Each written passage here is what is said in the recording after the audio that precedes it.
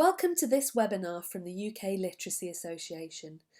My name is Fiona Scott and I'm a lecturer in digital literacies at the University of Sheffield. Today I'm going to be talking about my research on preschool child and family literacy practices with television and related media at home. If you'd like to get in touch following today's session, you can do so via my email address or via my Twitter handle @_Fiona Scott. The research I'm talking about today was the basis of my PhD thesis, which was completed at the University of Sheffield in 2018. The reason I've been invited to give this webinar today is that the thesis has recently been awarded the UKLA's Student Research Prize for 2020. The title of that thesis was Young Children's Engagement with Television and Related Media in the Digital Age. I'd like to start by discussing a little bit about the background to the project. It was unusual in a sense because it was pre-formed in some ways when I came to it. The project was originated as a collaboration between the universities of Sheffield, Leeds, and also the industry partner CBeebies. So the originators of the project had some quite set ideas about what the research would constitute before I got going. First of all, it would be a mixed methods study based on a parent survey and detailed qualitative case studies. In the end, I did deliver both of those. The parent survey with 1,200 UK parents and the detailed case studies focusing on 6 families living in Sheffield. So the focus of the project was always on the television viewing patterns of preschool children. The originators of the project also shared an interesting understanding of children's television consumption as being embedded in an intertextual multimedia network, in which programmes can be watched on demand across a range of media platforms, some of those transportable, but also that children can engage in play with products, artefacts or sites that are related to television's programmes, and that occurs in both offline and online contexts. So they were very concerned with the connections between TV viewing and engagement with other media and digital technologies. There was also an explicit focus on families from economically and socially disadvantaged communities, given the lack of research in this area. So I will be talking through the project today. If you're interested in reading it in more detail, the thesis is now available online at the White Rose repository, and the address can be found at the bottom of this slide. The session is broken into 4 main sections today. I'm going to start by talking a little bit about my own theorising behind the project. I'll then talk a little bit about the methodological approach. I'll then move on to discussing some of the most important findings, and finally I'll talk about some of the implications of those findings. So to start with some of the theoretical thinking, I felt that the project sat very naturally within the field of literacies research. One aspect of that was thinking about the study of digital literacies in early childhood, work by people like Green and Beavis, and the 3D model of literacy, as a starting point for thinking about the different dimensions of children's literacies, so operational, cultural and critical. Particularly because the project was focused on socioeconomic difference, I felt that the new literacy studies were really important in terms of their recognition that literacies are socially and culturally situated. That was really useful for understanding social difference in literacy practices, so I drew a lot on some of the foundational work by people like Heath and Street. It was also useful that the new literacy studies had this increasing recognition of modes of communication beyond traditional written and spoken texts. However, there were aspects of this work that I found really troubling, particularly a continued kind of conceptualisation of digital contexts as somehow being other than social. I felt that this created a barrier to understanding the influences on children's literacy in a holistic way. So a quote that really stood out for me was this one from Heath's 2012 work. This idea that faces on screens of electronic toys could not chat with toddlers, narrate their fantasy play, or join them in block building projects. I found this really interesting and problematic as I was starting to think about how much technology is changing what is possible for children's play, both in terms of how technology facilitates human-to-human interactions, but also how we conceptualise human-to-technology interactions as being social or somehow less social. Something that I think is well recognised in literacy studies is that young children are exposed to vast networks of different resources which inform their literacy practices and their language development. And increasingly, I think it's also recognised that these networks include a complicated range of things as well as bodies. I've included some examples here, which I will talk about in a bit more detail later on, but I've included them because very much my thinking around this evolved as the fieldwork started. So as I started working ethnographically with families, I started to think about the complex entanglement of these things and how lots of different elements were coming together to influence literacy practices. I'd like to talk a little bit about the example of Rosie here, because her case study was one that I started early on and one which started to really inform my thinking.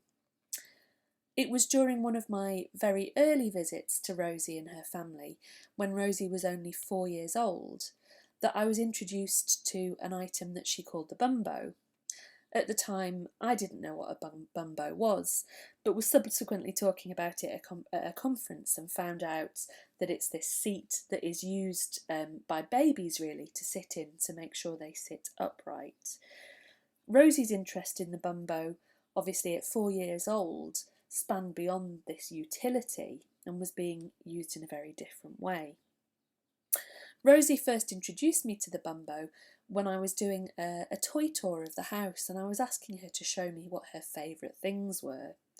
And she popped it on her head and started doing a little bit of role play about being a rocket and lifting off, counting down as she lifted off into the sky. In my discussions with Rosie and with her mum, I learnt little additional bits of information about the bumbo. One of the things that was interesting was that the bumbo had originally been used by Rosie when she was a baby, but it now belonged to Oscar, who was a new baby who had just arrived in the family. On lots of occasions during our research, Rosie expressed a little bit of frustration with Oscar in relation to how he behaved with physical objects. So often saying, if he uses it, he's going to break it. I also knew from Rosie's mum that Rosie really liked dressing up, and some of the things that she liked dressing up with most were relating to television shows that she was really interested in. One of them being the Octonauts, in which she put on a sort of helmet that allowed her to go under the sea, and another one being Mike the Knight, in which she role-played as a knight with a helmet on. So I started to think about the bumbo as being something that had a social history in terms of Rosie and her family, in terms of it once belonging to her and now belonging to somebody else, but also this kind of historical significance in relation to her interest in these particular media texts. And certainly Rosie's narration with the bumbo when she role plays and she says, 5, 4, 3, 2, 1, lift off, bears a remarkable similarity to a scene from Octonauts in which one of the octopods is launching. So without fixating too much on this example, it was one of the early experiences that made me think about how multiple sources of media, materials, both digital and non-digital, and also broader narratives borrowed from media texts, were coming together in a process of play, resulting in new combinations and new outcomes. And it also made me reflect on how entangled these objects were with social histories of the family and Rosie's emergent emotions in relation to some of these things. It was this sort of experience that started to make me think about how I wanted to characterise and classify things in my research and in my analysis. So thinking about lettered and non-lettered texts, including media texts, but also drawing on work by people like Walwend and thinking about toys as potentially being texts. Thinking about the roles played by digital devices, but also non-digital objects, brands, perhaps the role that family histories played in some of this. So a question that all of this thinking about started to lead me towards was, how do we make understandable how everyday engagements with popular media across digital devices and texts in the context of the family relate holistically to children's literacy development? So I wanted to find some way of rethinking this notion of situatedness in literacies research to accommodate these sorts of things and these interactions between objects, alongside what has traditionally been thought about in terms of situatedness, so these social and cultural contexts. One of the sources I found really helpful in this was Prinsloo's 2005 notion of technologies as being themselves placed resources.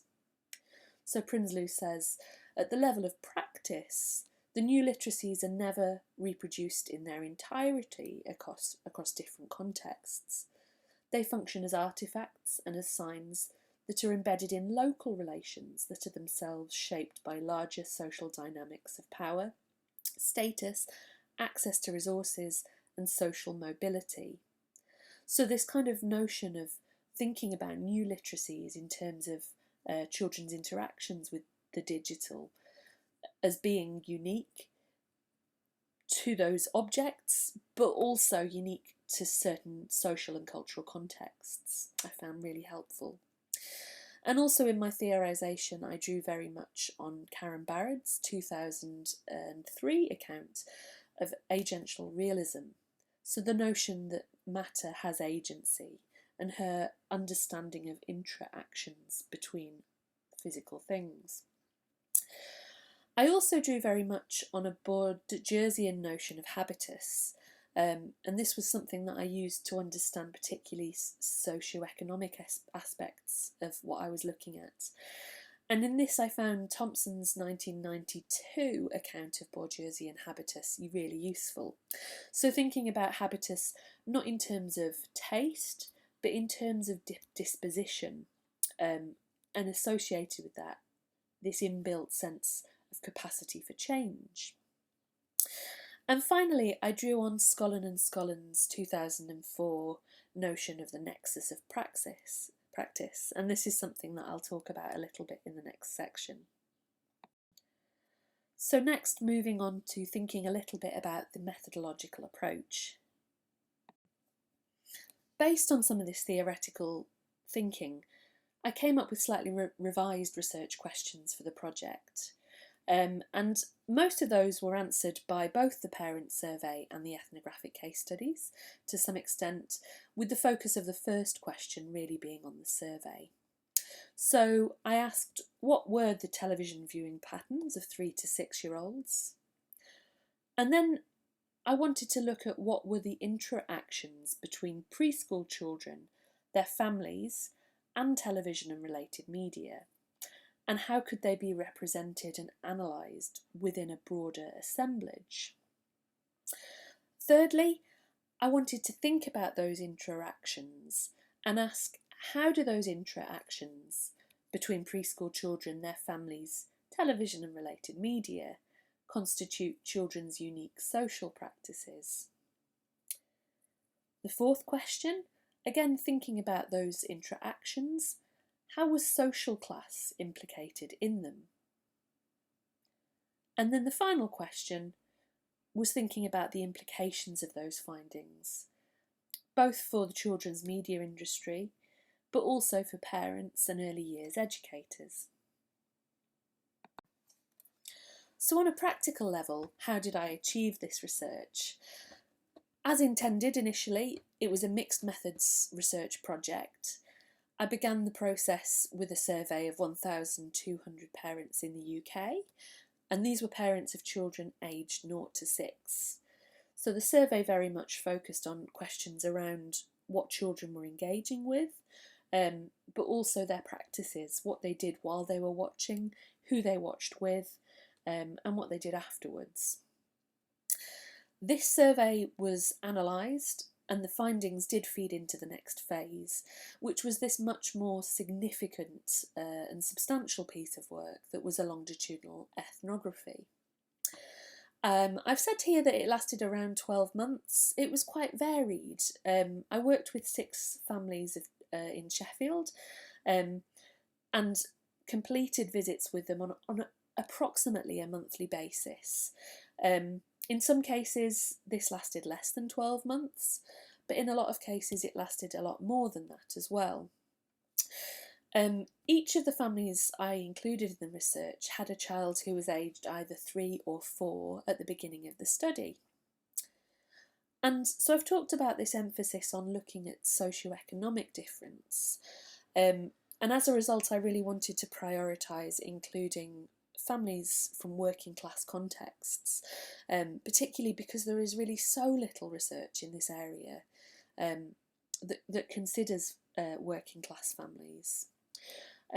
So out of the families, 2 self-categorised as being of professional status and 4 self-categorised as being manual status. And this was in relation to a modified Hope-Goldthorpe scale. This scale was used as a kind of proxy measure, but throughout the thesis they are referred to broadly in terms of being middle or working class. So these case studies were ethnographic, and they involved a variety of data collection methods.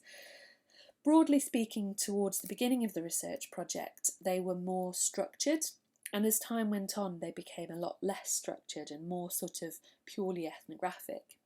So to give some examples, I used video observation throughout, so I was observing but also recording lots wherever I could.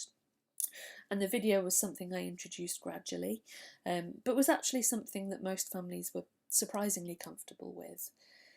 I also used some audio recording where I was doing fixed interviews.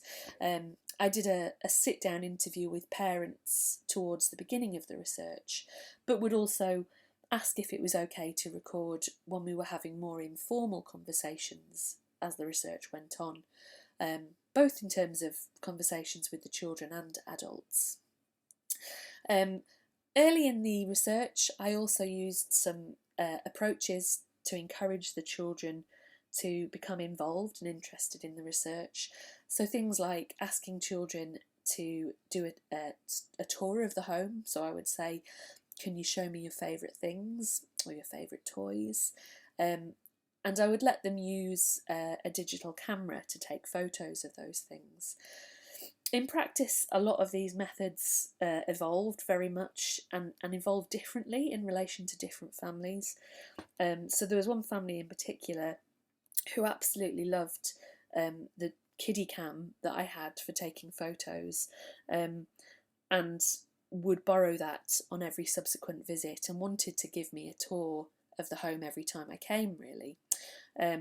Lots of children also hijacked my video camera, which is something I was very flexible about, so they did lots of bits of filming themselves.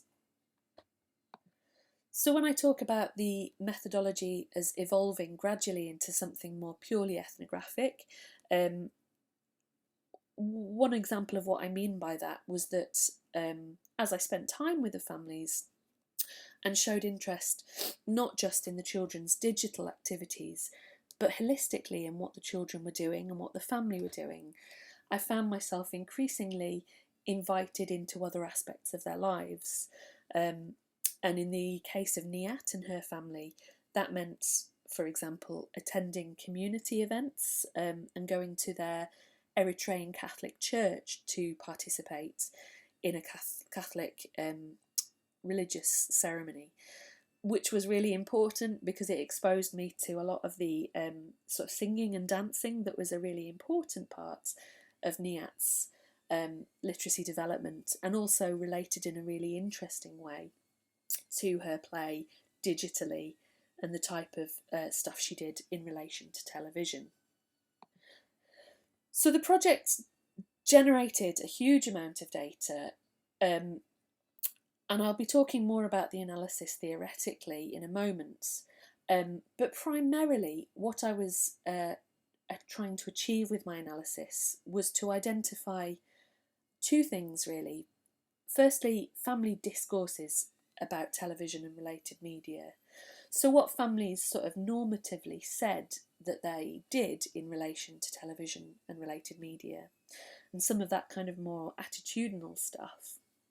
But secondly, through this sort of mass of observational data alongside the interview data, to identify child and family practices relating to television and related media. And as you can imagine, that was a very broad definition of what might relate to television and related media. So practices that might not initially seem that related, but in some way were related to the children's media interests. So to give a bit of an idea of the scale of the data, across the 6 case study families, the research produced 48 hours and 45 minutes of audio data. So that included audio recordings of semi-structured interviews with family members and some of these more unstructured discussions. And the fieldwork also generated 31 hours and 22 minutes of observational video data. So that included all manner of stuff, these ethnographic recordings produced by both myself as the researcher and also the child participants. I was also working with some physical artefacts, so some of the photographs generated by children and their drawings, and obviously my field notes as well. So all of these sources of data came together to inform the analysis. So I came up with a model for understanding and analysing situated literacies with a socio-material lens. So my intention here was to find an analytical perspective that would enable me to conceptualise the placedness of literacy in a way that paid attention to both the physical and material dimensions, but also the social and cultural dimensions and the interactions between them. So a variety of scholars in the past have used Wirch's 1991 notion of mediational means to illustrate how things like language, literacy and play shape social and individual processes.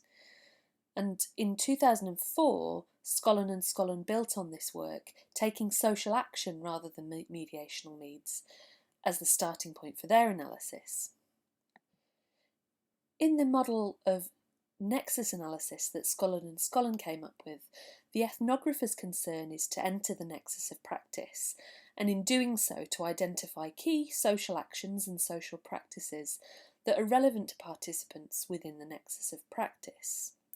And they define a nexus of practice as a moment in which the historical trajectories of people, places, discourses, ideas and objects come together to enable some action which in itself alters those historical trajectories in some way, as those trajectories emanate from this moment of social action.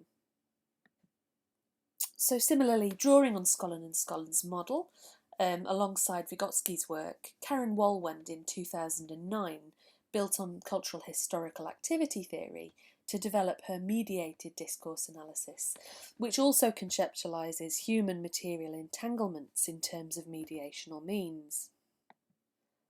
Walwend's model also shifted the analytic focus to mediated actions with objects, and the socio-material nexus analysis proposed in my thesis simply builds on this work by shifting the analytic focus instead to intra-action, drawing on Karen Barrett. So in terms of what that looked like in practice, I employed this process of nexus mapping in a way trying to account for the complexity of what I was seeing in these ethnographic contexts. And the analytic process is based on Karen Walwend's 4 filters.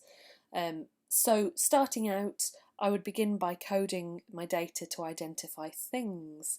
And as I've expressed before, that's a very wide range. So it could be physical objects, digital texts, traditional written texts. It's also sort of bodies and all sorts of things really that contribute to children's literacy practices.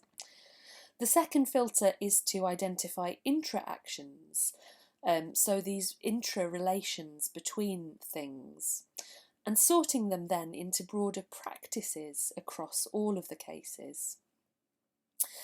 So a nexus map is produced for each child, but at this stage I'm identifying, by looking at these intra-actions, what constitutes social practices that are taking place across multiple cases.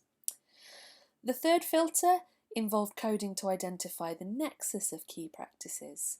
So Walwen talks about this as being sort of dense intersections of practices where multiple practices are coming together. And finally, the fourth filter relates to locating moments that are then going to be microanalysed. So again, Karen Walwen talks about moments where dense intersections of valued and expected practices come together, wherein the child's interactions with digital devices or media texts intersected or became complicated by the historical trajectories of other bodies, objects, or discourses.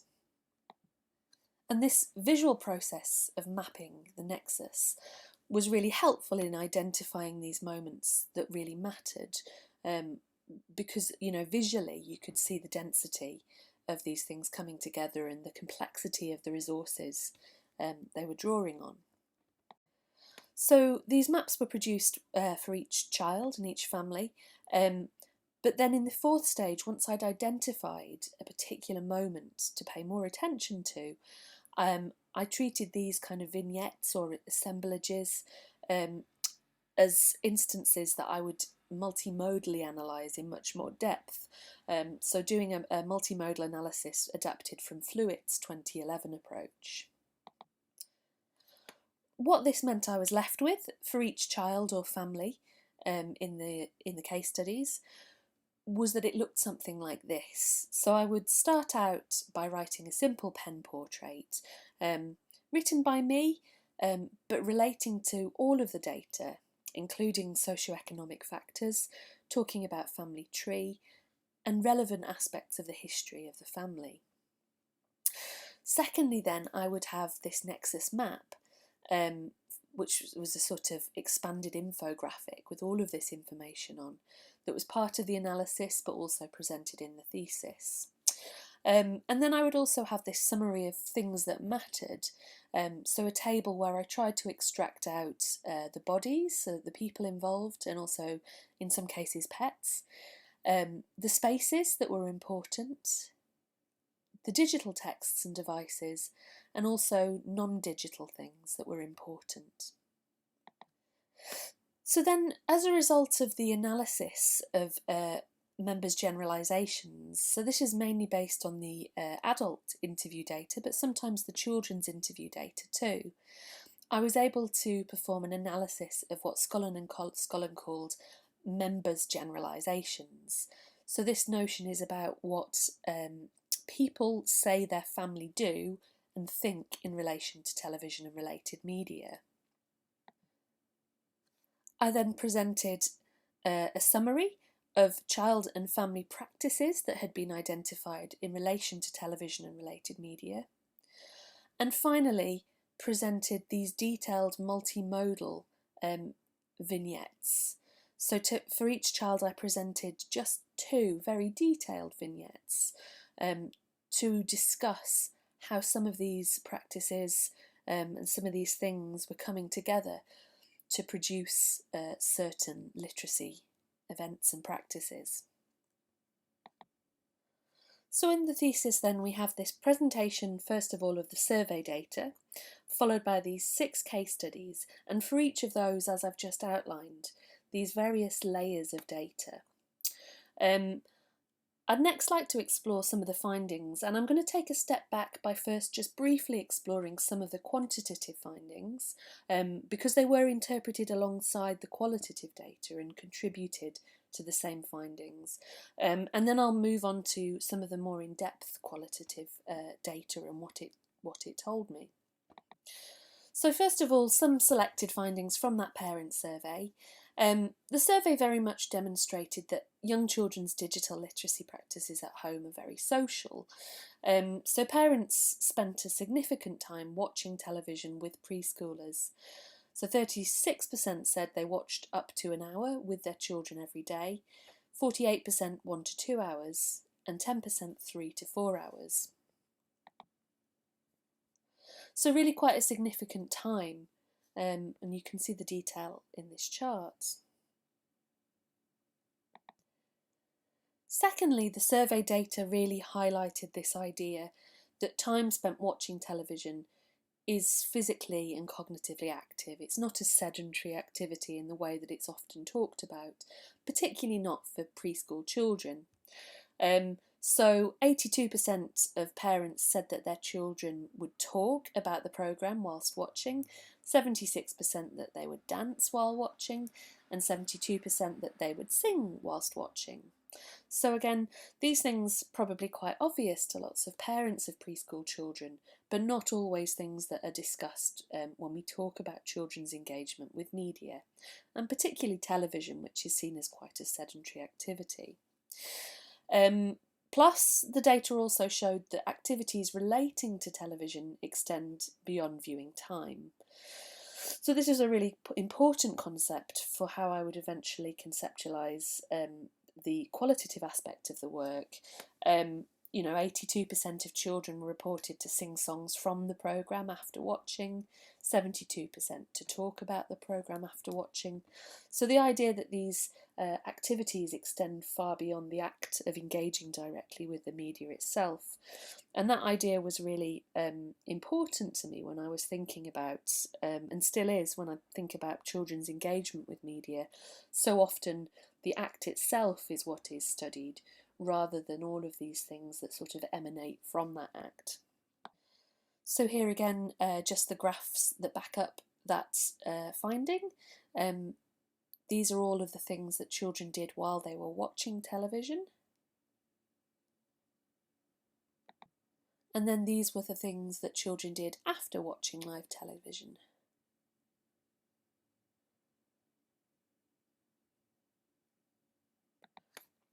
And one more finding just to highlight from the survey, I found it interesting that professional parents tended to spend less time watching children's television with their children. So as you can see here, professional parents, lots of them spent less than an hour.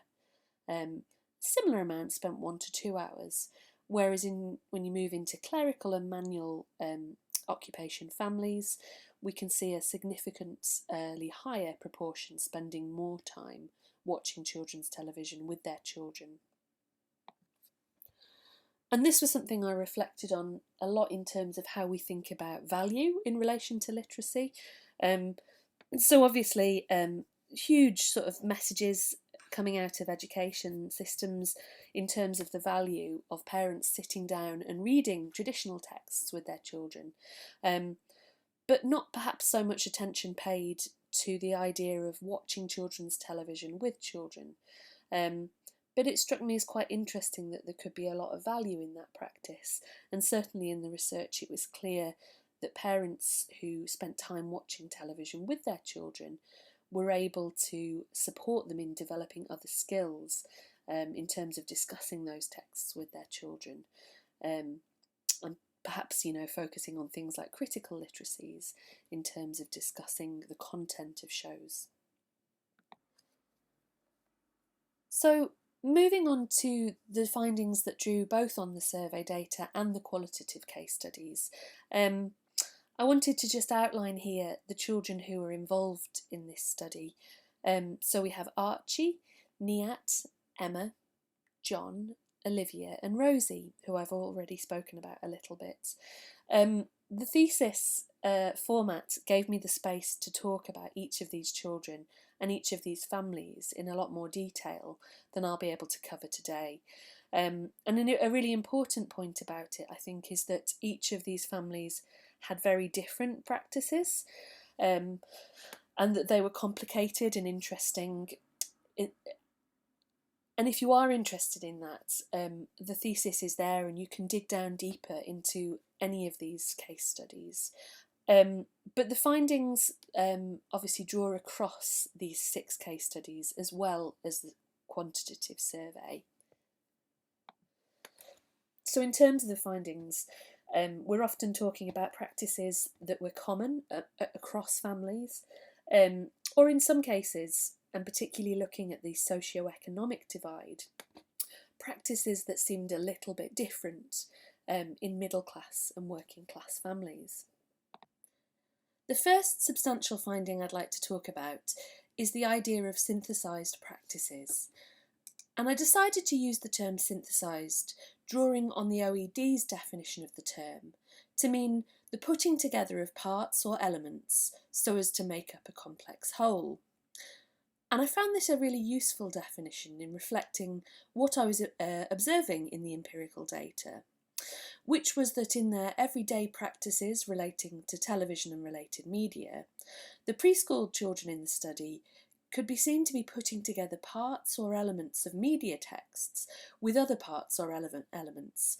So what I mean by that is all sorts of other things, some material, some digital, and some far more immaterial or abstract. So they could be putting together parts of media texts with other media texts, or they could be drawing on other things like emotion or sort of part of their family trajectories, or drawing on a physical object in combination with a media text.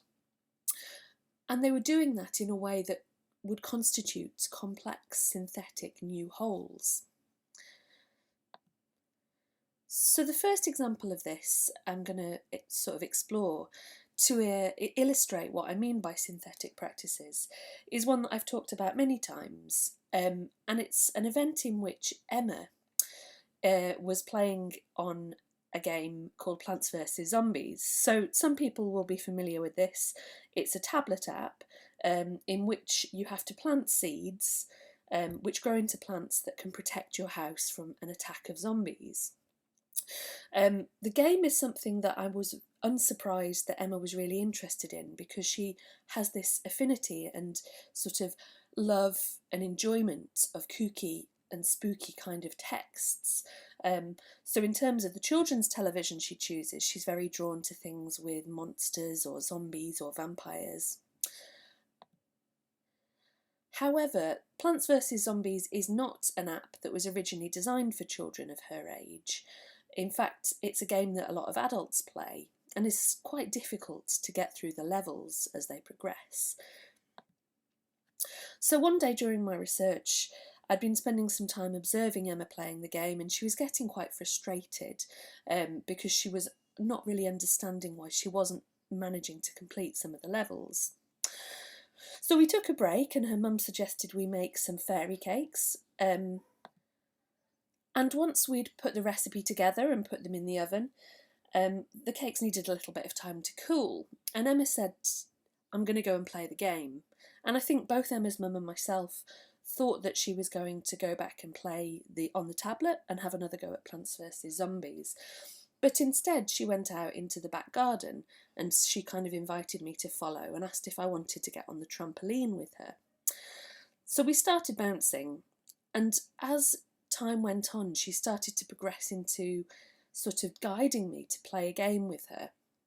And it became clear that this game was a sort of adaptation of Plants vs Zombies, but it was drawing on more complex things than just the original text. So it incorporated aspects of narrative, things that she'd heard in the game, but also kind of text that she was inventing that fit with the genre. And it also involved the trampoline in a very physical way. So part of the game became, as we bounced, and we had to bounce really heavy and hard, the vibrations would be the thing that would keep the zombies away from the house, rather than this idea of planting seeds. And Emma took great pleasure in this game, and ultimately, unlike the version on the tablet, we managed to win every time we played. So in this example, I found it really useful to think about this idea of a synthesised literacy practice. So she's drawing on these multiple elements of a media text in combination with things like the physical trampoline to create something momentary and complex. The practice itself, for me, very much related to an idea of gaining mastery over spooky and kooky things through her digital and physical play.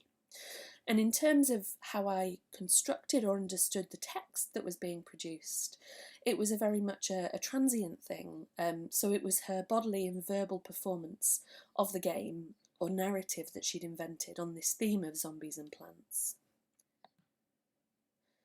Again, I won't go into this example of Rosie in too much detail because I've already discussed it, but synthesised practices became a really useful way of understanding what Rosie was doing when she was talking and role-playing as an astronaut with the bumbo. So here again, the physical resource of the bumbo coming together with this sort of trajectory of the family history with the bumbo, but also drawing on multiple media texts, so her interest in Mike the Knight, her interest in Octonauts, to produce something new, which was this bodily and verbal performance, again, that was very much just an assemblage held together in that moment. And it's something that could change over time. So at one point she might do this drawing very much on Octonauts. Another time she might be wearing the physical artefact of the Mike the Knight hat, which her mum had bought for her, and performing something similar, but slightly removed from that original performance.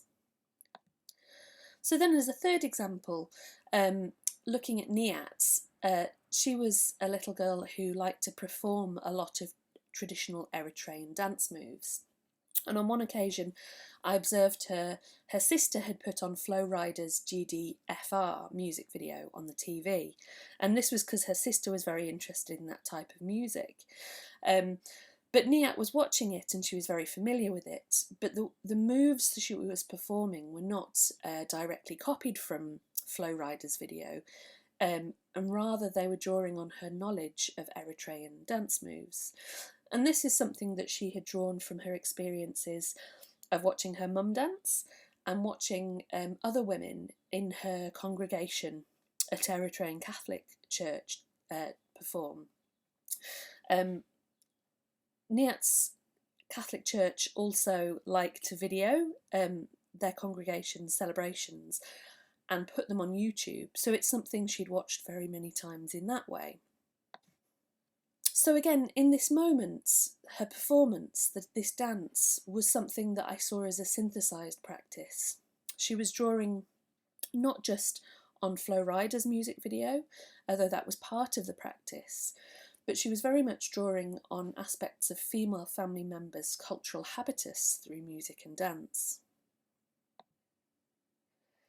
So the idea of very young children in some way mimicking, amending or even remixing media texts is not new, and it definitely has precedent in the work of established literacy scholars.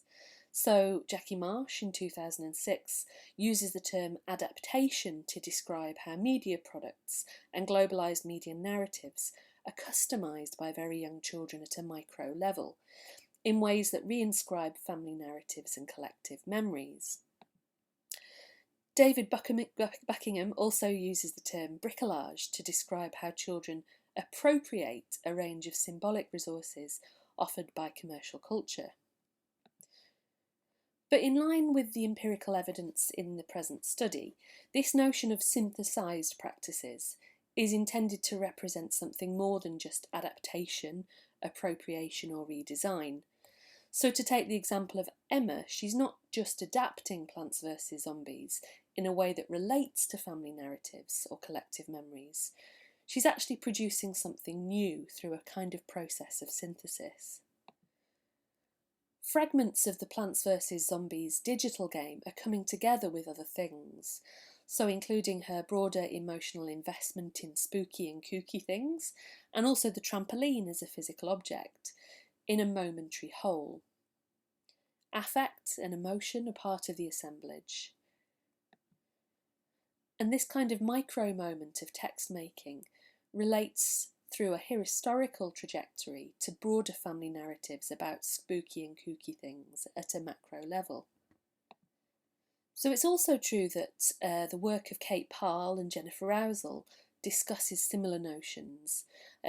Parle talks about practices within homes becoming sedimented, and Rousel and Parle develop that idea further in relation to identity. So they draw on Bourdieu's practice theory to describe how inherited dispositions of the last generation fall into or sediment into the next. So they use the term layered, drawing on Holland and Leander's theorisation of identity as being laminated. So again, I've deliberately avoided terms like layered or laminated here to emphasise this idea that, for me, these synthesised practices aren't constructions that are collecting in layers over time. Rather, they're kind of messily constructed, shifting assemblages, expanding and fraying at the edges. So elements can be added or removed from them, and future events might drop certain fragments over time and bring in or incorporate new ones. And we see Rosie doing that a lot. So at one time she might be drawing on the bumbo as part of her synthesis, and at other times incorporating the Mike the Knight helmet into the practice. Again, John Potter's notion of curating the self, with its attention to both anchored and transient forms of identity, comes closer to capturing the kind of temporarily shifting dimension of synthesised practices. But again, my use of the term synthesised practices is intended as a move towards decentering and troubling straightforward notions of human intentionality. So the desire for identity expression might be a motivated factor in children's synthesised text productions, or it could be something that's less intentional. So in that sense, I found Rautio's 2013 account of children's autotelic material practices a more useful starting point for thinking about how some practices come about as children encounter the world from day to day and begin to express something of their encounters. So the next finding I'd like to talk about is family media habitus. And this was something that, as I started to think about it, I was kind of continuously expecting to find in the literature already. And in actual fact, I could only find one or two references to the phrase family media habitus, and they both conceptualised habitus as being about taste. So when I talk about the idea of family media habitus in relation to my PhD data, I'm drawing on Bourdieu's notion of habitus, but as I said, specifically Thompson's account of Bourdieusian habitus as being a set of dispositions. So I'm thinking about this in a very sort of embodied way, and the notion with habitus that the world's structural constraints contribute to the formation of permanent dispositions of perception and thought, as well as embodied postures and stances, ways of standing, sitting, looking, speaking or walking. So in our everyday interactions, we demonstrate our embodied habitus, so this kind of internalised bodily way of doing. And the idea of family media habitus is that families mutually participate in and share these practices or dispositions. So this past literature talks about the notion that children may sort of inherit aspects of parental media habitus. This idea that parental media related habitus might shape parental media educational habitus. But the case studies in the present thesis offer lots of examples of young children and members of their families displaying significant and interesting shared dispositions in relation to media. So then this study really draws attention to the notion of sort of shared habitus, rather than it being sort of from parent to child, and also the idea of it being sort of multi-directional. So it might be that a practice or a disposition begins with a child and then becomes adopted by the broader family, or vice versa. So again, I'll give a couple of examples here. In the case of Archie, he shares in media habitus relating to action-adventure texts, including things like the Powerpuff Girls and Spider-Man. Archie and his male relatives of a similar age, of which he has many, so brothers and cousins and a nephew, share this kind of passion and excitement, but they also share these associated practices of physically enacting synthesised action-adventure texts. So they all like to do this kind of role play that draws on things like the Powerpuff Girls. In Niat's case, there is this shared family disposition that relates to family-produced song and dance texts. So Niat's elder sister and her mum do an awful lot of videoing at home using their smartphones of each other singing and dancing. And they like replaying those a lot and watching them, and then sort of dancing as a result of watching the dancing. And Niat is kind of becoming indoctrinated into this disposition towards these sorts of media texts. So she likes engaging with them in a similar way, very much in terms of replaying. She will often ask her mum or her sister, "Oh, please replay that video," and in terms of then reinterpreting it in her own performances. And then finally, in the case of Emma, this is something I've touched on in the last couple of slides, but in her family there is this shared media habitus around taking humorous pleasure in ostensibly scary or odd themes and texts. So her mum and dad are really into things like The Mighty Boosh, things that are comedies but also have a sort of horror or offbeat aspect to them.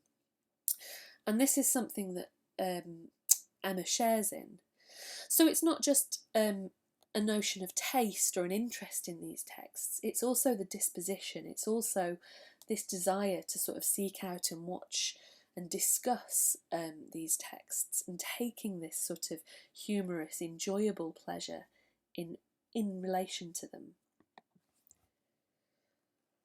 So this notion of family media habitus is also interconnected with the notions of synthesised practices and synthesised texts. And Shatsky suggests that most contemporary practice theorists define practices as arrays of activity in which the human body is the nexus. So to me it was really interesting how the maintenance of these practices in families over time depended on a kind of successful instilling of shared embodied know-how, as well as continued performance. It was also really interesting to me how family media habitus helps us understand the idea that particular media texts can hold specific local meaning on a kind of micro level, like the level of the family, and that meaning might be something unintended by the text's original designers. Another example that involves Emma's family is that the family really enjoy replaying YouTube videos, including things like Annoying Orange and the Choo Choo TV videos. There is a shared family media habitus in relation to these texts that associates them with the idea that they're kind of awful in a darkly humorous way. And this is something that the whole family, including Emma, seem to share and enjoy. Although the example of Annoying Orange is something that was undoubtedly designed to have this kind of awful/funny dichotomy, Choo Choo TV wasn't. And in that sense, the notion of family media habitus helps to explain how Choo Choo TV is being interpreted in a very specific way in Emma's family, beyond what its designers intended. So a third finding of the thesis I'd like to highlight is in relation to family mediation practices. And I'd like to highlight this one because a lot of existing mediation literature, or what is often called parental mediation literature, focuses on how adults mediate their children's engagement with media, primarily as a means of mitigating potential harms. So a lot of parental mediation literature talks about things like how do we make sure children are not exposed to dangerous content online? How do we make sure that television or video games won't make children violent or aggressive? The findings of the present study suggest that families engage in mediation practices in relation to preschool children's digital media use that are a lot more active and positive and instructional than previously acknowledged. So researchers have talked about positive and instructional mediation strategies, but they tend to be talked about a little bit less. And the present study identified a lot of examples of these, particularly when we're talking about preschool children. So it may be the case that with preschool children we see a lot more of these positive and instructional practices because parents are so much more involved in their children's media use at this stage in their life. The thesis also identified two novel family mediation practices that haven't been talked about before, and I described these as relating and extending.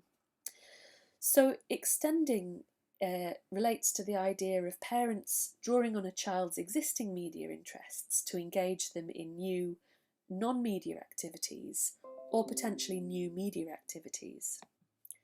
And I'm going to discuss some examples of this extending over the next couple of slides, so I won't give examples here. But the second practice that I identified in terms of family mediation was relating. And this is quite a simple idea, but the notion of drawing a child's attention to a connection between their media interests and something else. So an example of this is when Rosie is watching the film Happy Feet, and she asks her mum about it because she's struggling to understand what the subtext is to the narrative of Mumble the penguin experiencing feeling different. And so Rosie's mum, Mary, relates the film to Rosie's experiences at school. And she says, think about your friends at school. The children in your class all have different talents. And she's drawing on Rosie's existing range of experiences to help her make sense of the media text. So Jackie Marsh has previously talked about a notion of how a narrative web illuminates how children transfer meanings from varied texts and practices. This is similar, but the present study is unique in identifying this kind of relating role that family members sometimes play in that process of sort of transferring or enhancing meaning. So finally, the last big finding that I'm going to talk about in relation to the thesis is the notion of socially classed media practices. So each family in the qualitative data was completely unique, but through this process of comparing across the whole set of data, the examples presented in the study do suggest that digital practices are broadly different in households mapping onto different social classes. So there are lots of ways that these practices are different, including things like the choices of media and other source texts that the children are drawing on, also the nature of their playful and literate practices with television and related media, but also the social contexts in which those practices take place. And in particular, the data supports the finding that children growing up in working class and middle class families tend to engage in different television and related media practices, and that other family members, especially parents, but also others, tend to engage in different practices in relation to their preschool children's engagements. So to take middle class families first, I came up with the concept of what I call media practice schoolification. So middle class families seem to do this, and it's a process of engaging with a child's media interest in a way that extends the activity away from its original focus and into the terrain of school or formal literacies and learning. And in middle class families, the ways that parents extend these engagements tend to map onto traditional or schooled operational literacies, operational and critical maker literacies, and also cultural and critical digital literacies. So to take the first example, we see Rosie exploring the CBeebies Playtime app with her mum, and she's playing the Alpha Blocks game. And they come across the word sagging in this vignette, and it's a word that Rosie hasn't really come across before. And Mum takes it and sets aside a little bit of time to think about it as a quick learning opportunity. So she says, what are we doing when we're sagging down? And she physically demonstrates what sagging might look like to Rosie. In doing this, she's creating a small but significant moment in which Rosie is learning operational literacy skills, including word learning and similes. So she specifically says, if you were a balloon and you let out the air, you'd be sagging down. Another example is the case of John, who has spent some time watching his dad and brother playing Castle Crashers, which is a game, a digital game. John's grandparents know that he's really interested in this digital game, and they decide to go online and they find these Castle Crashers 3D models. So they're nets in which you can print onto cardboard, cut and stick together to create these little cardboard night 3D models. And it's an interesting example, again, grandparents here are sort of capitalising on this media interest and using it to turn into an opportunity for digital literacies, so kind of being able to go online and find these things, use the printer, use the computer, but also physically kind of these maker literacies, sort of learning to create 3D models. So then thirdly, the example of Rosie watching Happy Feet that I've already mentioned. After Mum tries to kind of relate the idea of mumble to the idea that different children in Rosie's class have different talents, she tries to extend this into a brief learning moment that sort of focuses on social and emotional literacies. And again, I see this as being inherently quite schoolified, in the sense that social and emotional development is a prime area in the current EYFS statutory framework. And so it is a really important formal educational skill for children aged 0 to 5. So then we look at the practices in working class families. And working class families are also extending their children's media practices in really interesting ways. But in working class families, the ways that parents extend these engagements map more onto literacies like operational, cultural and critical digital literacies, local literacies, embodied literacies and some operational literacies. So in the case of working class families, media practice schoolification, as I call it, is not absent, but it does seem to be less common. So what we're basically seeing here is that in working class families, parents and other family members are interacting with and extending their children's digital engagements into other learning opportunities but those opportunities are not necessarily developing the types of skills that are typically seen as valuable in formal education settings. So to take an example of Archie, playing with the same app, the CBeebies Playtime app, and he's playing a game based on Nina and the neurons. And Mum spends a good deal of time with Archie, scaffolding his in-game abilities. So she spends a lot of time as he fails the levels and restarts them, enabling him to accomplish a little more each time within the game. So it's sort of scaffolding these operational digital literacy skills. And as she does so, she's also talking to him about how the robot is going little diddy. So again, sort of fostering these family and community oral local literacies. Another example is Emma, who's been watching the Money Supermarket advert, which is a very famous advert that involved a middle-aged man dressed up in hot pants and doing a dance. And this has really captured Emma's imagination. And when I later interview Emma about the advert, because she performs the dance for me, I ask her if she knows what an advert is. And I'm really impressed and amazed, really, that at 4 years old, Emma is able to articulate to me that adverts are made because they want you to go to that supermarket.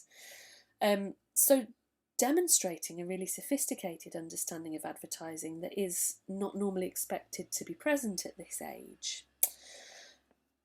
And through discussions, I realised that Emma is capable of doing this because she has been exposed to adult advertising, and because her mum has had discussions with her about what they are, what they represent and what they mean. So she's developed these really quite sophisticated critical digital literacy skills in relation to her mum's activity, and also in relation to the exposure to these texts. Finally, in the case of Niat dancing to Beyonce's Single Ladies video, it's really an interesting example of how Rowena has been scaffolding Niat's learning of the dance routine. So her bigger sister, Rowena, plays the music video for her a lot, and they dance together a lot, and as a result, Niat has actually really mastered to a T some of Beyonce's dance moves from this video, which are not by any means simple. And the true is of her learning of Eritrean dance and movement. Really, I see her demonstrating some quite complex understanding of Eritrean culture, even though she's grown up in the UK, from observing female relatives. So one example being, she has a shawl one day and she kind of bunches it up and puts it on her hip, and she's sort of jiggling around from side to side. And I realise through talking to her mum that what she is portraying there is something she's seen older women do at church, which is when they have a baby and they carry the baby on their hip and they dance around in this way. So through her relationship with her family, particularly female family members, Niot is developing these cultural digital literacies, local literacies and embodied literacies. So finally, I'd like to just draw out some of the implications of the findings of this thesis. So first of all, some of the implications for families. We see an awful lot that families are seeking guidance on their children's media use. But unfortunately, a lot of mainstream guidance is still really highly focused on how to mitigate perceived harms of children's media engagement, which is of course incredibly important. But I think this study really highlights how much opportunity is being missed by focusing so fully on the harms rather than the potential benefits. So findings suggest that parents aren't always really aware of their own positive mediation practices. Certainly a lot of what is discussed in the thesis is based on sort of observation data rather than what parents said that they did in the interviews. And the research provides examples of how positive and instructional mediation can enhance a range of literacy practices in children. So my argument here would be that parents are calling out for this advice, and it would be useful for them firstly to be made aware of how much positive work they're already doing, but secondly to kind of use the examples presented in this thesis to think about the ways that they can extend their children's abilities, and the ways that they would like to do that and what they think is valuable. Secondly, I think there are really important implications for educators.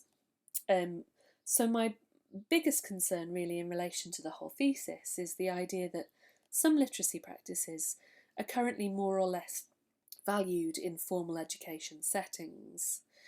And that's problematic. So for me, some of these practices we're talking about in middle class families where children's media interests are being extended into sort of schoolified practices. Once they move into the classroom, teachers are going to recognise and engage with those interests.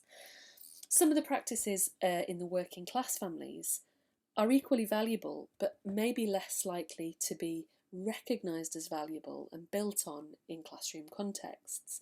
So to take the example of something like Emma performing the money supermarket adverts, it's something that people often sort of read about or watch in my data and find quite problematic because she's representing a media text that is an advert, so is not seen as important or appropriate for children.